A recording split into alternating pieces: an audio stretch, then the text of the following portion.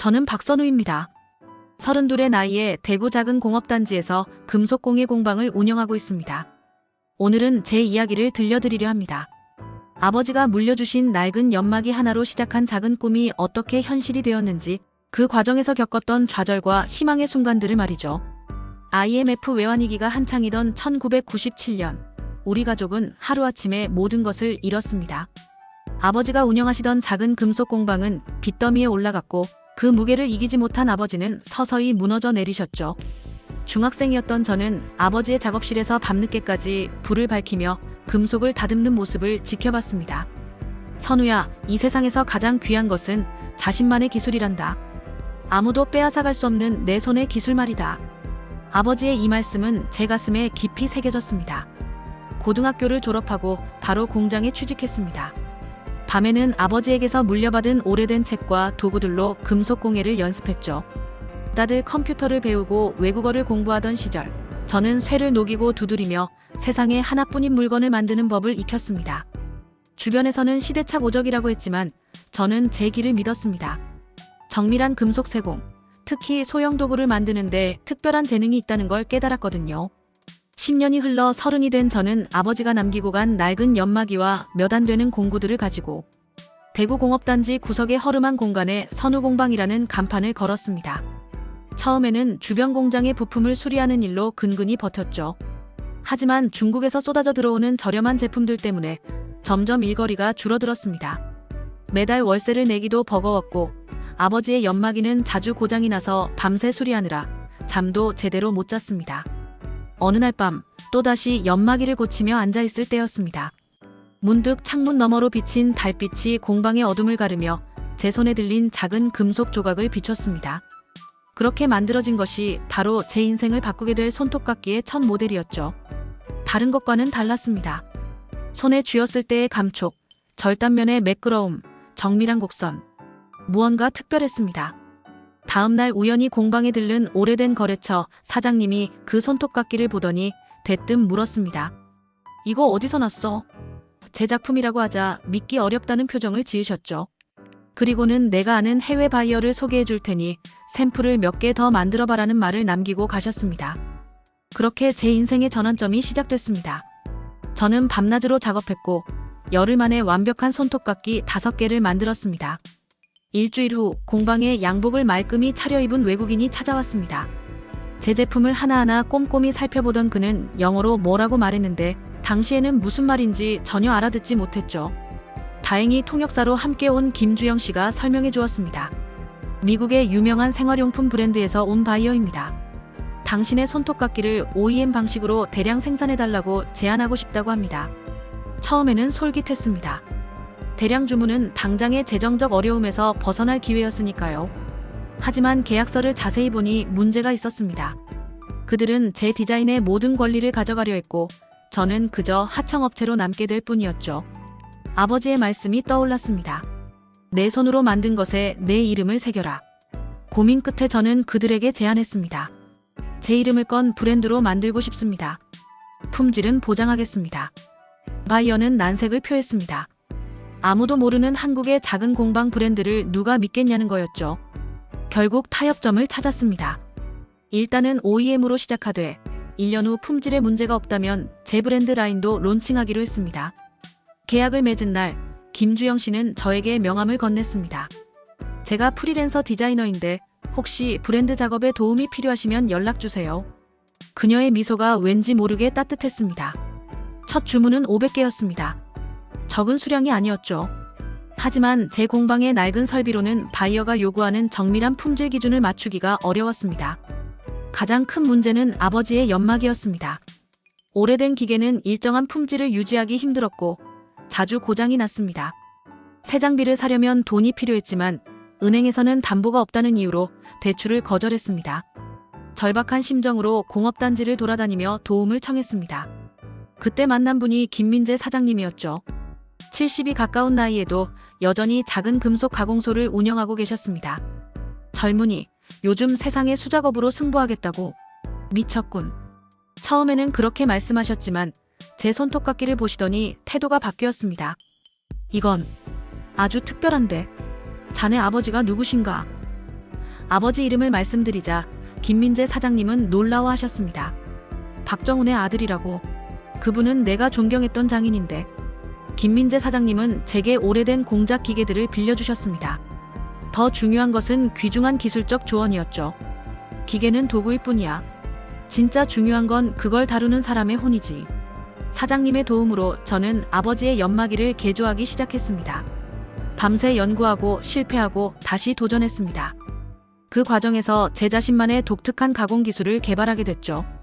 한 달 후 마침내 첫 시제품이 완성됐습니다. 바이어의 품질 검사관이 왔을 때 저는 자신감이 넘쳤습니다. 그러나 검사관은 제품을 꼼꼼히 살펴본 후 고개를 저었습니다. 기준에 미치지 못합니다. 특히 절단면의 균일성이 부족합니다. 충격이었습니다. 밤낮으로 작업했는데 실패라니. 검사관이 돌아간 후 저는 김주영에게 전화했습니다. 왜 그랬는지 모르겠지만 그때는 그녀의 목소리가 듣고 싶었습니다. 김주영은 다음날 바로 공방을 찾아왔습니다. 제 작업 과정을 지켜본 후 그녀는 놀라운 제안을 했습니다. 선우 씨, 왜 전통 방식만 고집하세요? 현대 기술과 접목하면 더 좋은 결과를 낼 수 있을 텐데요. 처음엔 거부감이 들었습니다. 아버지의 방식을 바꾸는 것 같아서요. 하지만 김주영의 말이 맞았습니다. 우리는 함께 컴퓨터 설계 프로그램을 배우기 시작했고 전통 기술과 현대 기술을 접목한 새로운 제작 방식을 개발했습니다. 2달의 노력 끝에 다시 샘플을 제출했습니다. 이번에는 합격이었습니다. 바이어는 만족스러워하며 주문량을 늘렸고 저희는 본격적인 생산에 들어갔습니다. 작은 공방은 점차 바빠졌고 인근 공장에서 일하던 젊은이들이 한두 명씩 저희 공방에 합류하기 시작했습니다. 그들에게 기술을 가르치는 일은 생각보다 즐거웠습니다. 아버지가 저에게 그러셨듯 저도 그들에게 손에서 손으로 기술을 전수했죠. 모든 것이 순조롭게 진행되는 듯 했습니다. 하지만 인생이란 그렇게 쉽게 풀리지 않는 법이죠. 어느 날 공방에 낯선 사람들이 찾아왔습니다. 그들은 자신들을 강한 금속이라는 대기업의 직원이라고 소개했습니다. 박선우 씨, 저희가 귀하의 기술에 관심이 있습니다. 저희 회사에 합류하시면 훨씬 좋은 조건을 제시해드리겠습니다. 매력적인 제안이었습니다. 안정적인 월급, 최신 설비, 넓은 작업장. 하지만 계약서를 자세히 읽어보니 함정이 있었습니다. 제가 개발한 모든 기술과 디자인의 권리는 회사에 귀속된다는 조항이 있었죠. 거절했습니다. 그들은 떠나면서 경고했습니다. 후회하게 될 겁니다. 얼마 지나지 않아 이상한 일이 벌어졌습니다. 공방에 도둑이 들었는데 현금이나 귀중품은 건드리지 않고 설계도와 시제품만 사라진 거였죠. 그리고 얼마 후 시장에 저희 제품과 거의 동일한 모조품이 나타났습니다. 품질은 떨어졌지만 가격이 훨씬 저렴했고 바이어로부터 항해 전화가 오기 시작했습니다. 이게 어떻게 된 일입니까? 다른 곳에 같은 제품을 더 싸게 공급하고 있다는 겁니까? 상황은 급속도로 악화됐습니다. 바이어는 주문을 취소했고 공방은 재정적 위기에 처했습니다.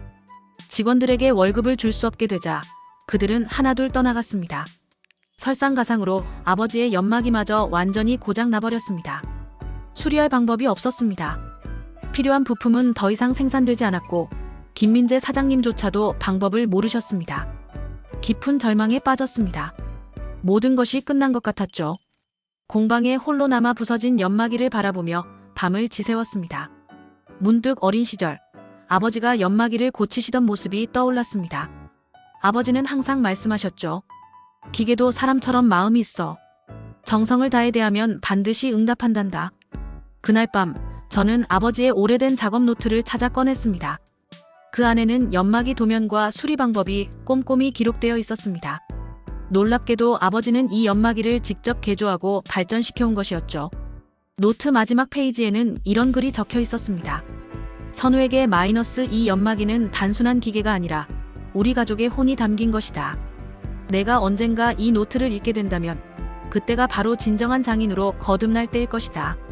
눈물이 흘렀습니다. 마치 아버지가 지금의 저를 예상하고 미리 준비해 두신 것 같았습니다. 그날부터 저는 아버지의 노트를 따라 연마기를 하나하나 분해하고 재조립하기 시작했습니다. 없는 부품은 직접 만들었고 더 나은 성능을 위해 일부 구조를 개선했습니다. 3주 동안 거의 잠도 자지 않고 작업했습니다.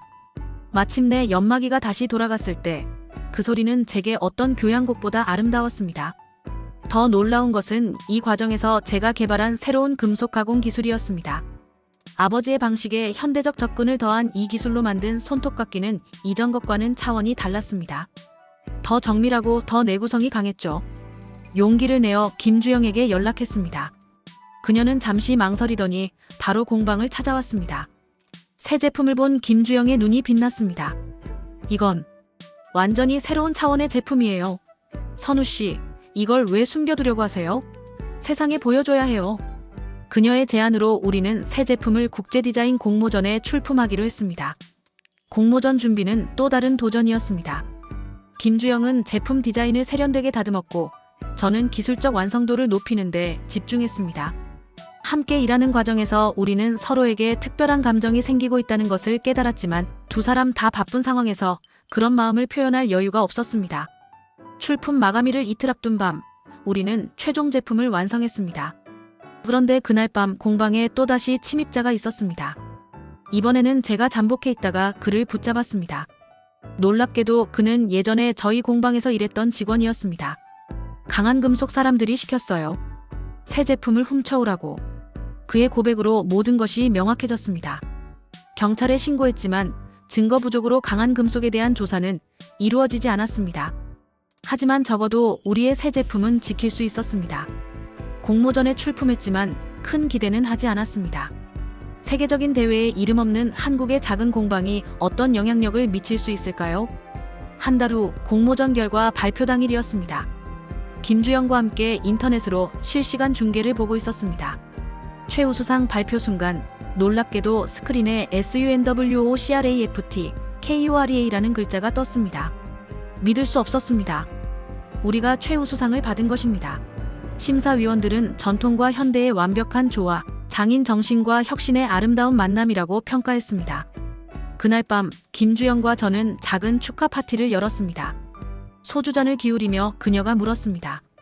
이제 어떻게 할 거예요? 저는 확신에 찬 목소리로 대답했습니다. 제 이름을 건 브랜드를 만들 겁니다. 그리고 잠시 망설이다 용기를 내어 말했습니다. 당신과 함께하고 싶습니다. 김주영의 눈에 눈물이 고였습니다. 그녀는 말없이 고개를 끄덕였습니다.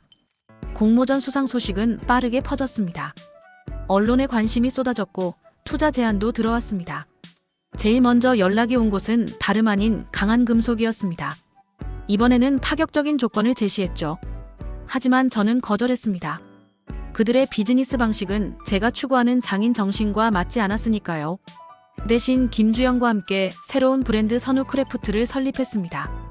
김민재 사장님은 은퇴를 결심하시고 작업장을 저희에게 양도하셨습니다. 내 남은 인생에서 가장 보람찬 투자가 될 거야. 사장님의 말씀대로 저희 브랜드는 빠르게 성장했습니다. 손톱깎이에서 시작해 다양한 정밀 금속 제품으로 라인을 확장했고 해외 바이어들이 직접 찾아오기 시작했습니다. 성공이 찾아왔지만 새로운 도전도 시작됐습니다. 갑작스러운 주문 증가로 품질 관리에 어려움을 겪었고 마케팅이나 유통 같은 생소한 분야에서도 시행착오를 겪었습니다. 무엇보다 큰 문제는 인력이었습니다. 숙련된 기술자를 찾기가 정말 어려웠죠.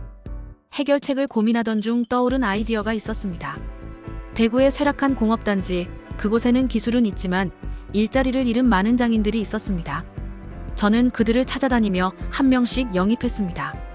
나이든 기술자들은 처음에는 현대기술에 적응하기 어려워했지만 그들의 풍부한 경험과 진정성은 어떤 첨단 기계도 대체할 수 없는 가치였습니다. 선우 크래프트는 단순한 회사가 아닌 장인들의 공동체가 되어갔습니다. 젊은 기술자들은 노장들에게 기술을 배웠고 노장들은 젊은이들에게서 새로운 에너지를 얻었습니다. 김주영은 이 모든 과정을 디자인과 마케팅의 관점에서 완벽하게 조율했고 저는 기술 개발과 품질 관리에 집중했습니다. 우리는 완벽한 파트너였습니다. 일적으로도 그리고 개인적으로도요. 해외 박람회에 참가하기 시작했고 각국의 바이어들과 계약을 맺었습니다. 제품 라인은 더욱 다양해졌고 선우 크래프트는 점차 프리미엄 브랜드로 자리 잡아갔습니다. 1년 만에 직원 수는 50명으로 늘었고 대구의 낡은 공업단지의 활기가 돌기 시작했습니다. 그러던 어느 날 뉴욕에서 열린 박람회에서 충격적인 광경을 목격했습니다. 한 부스에서 저희 제품과 거의 똑같은 모조품이 전시되고 있었던 것입니다. 더 놀라운 것은 그 부스가 강한 금속의 것이었다는 점입니다. 그들은 국내에서 막히자 해외로 눈을 돌린 것이었습니다. 법적 대응을 준비하던 중 더 큰 위기가 찾아왔습니다.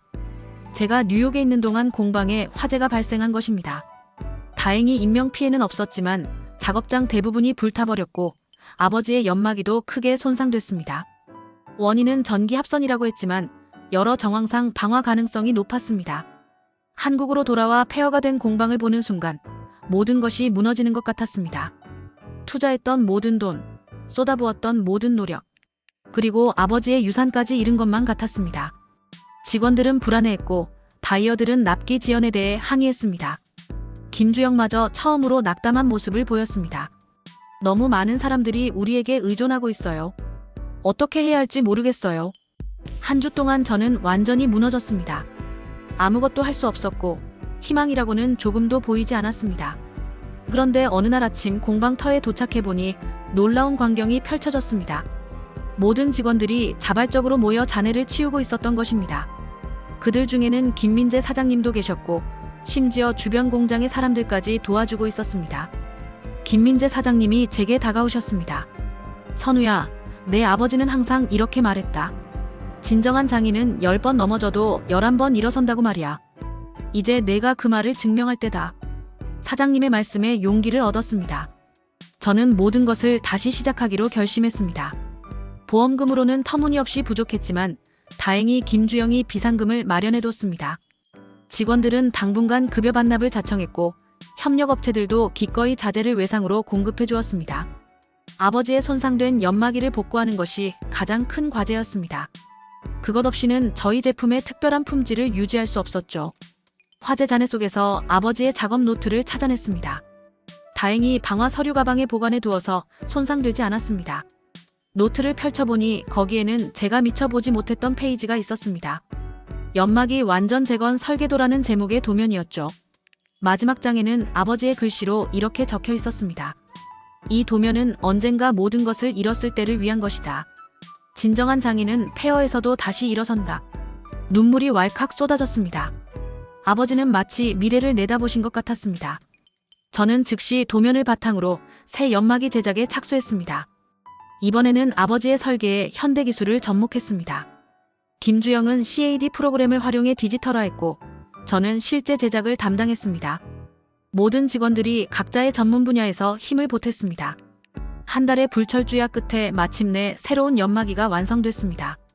처음 작동시켰을 때 그 소리는 마치 교향곡과도 같았습니다. 이 기계는 아버지의 것보다 더 정밀하고 더 효율적이었습니다. 가장 놀라운 건 이 과정에서 우리가 완전히 새로운 가공 기술을 개발했다는 점입니다. 이 기술은 특허로 등록했고 이는 추후 회사 성장의 핵심 자산이 되었습니다. 제기의 신호탄으로 우리는 특별한 에디션의 손톱깎이를 출시했습니다. 피닉스 에디션이라고 이름 붙인 이 제품은 불에서 다시 태어난 우리 공방의 이야기를 담고 있었습니다.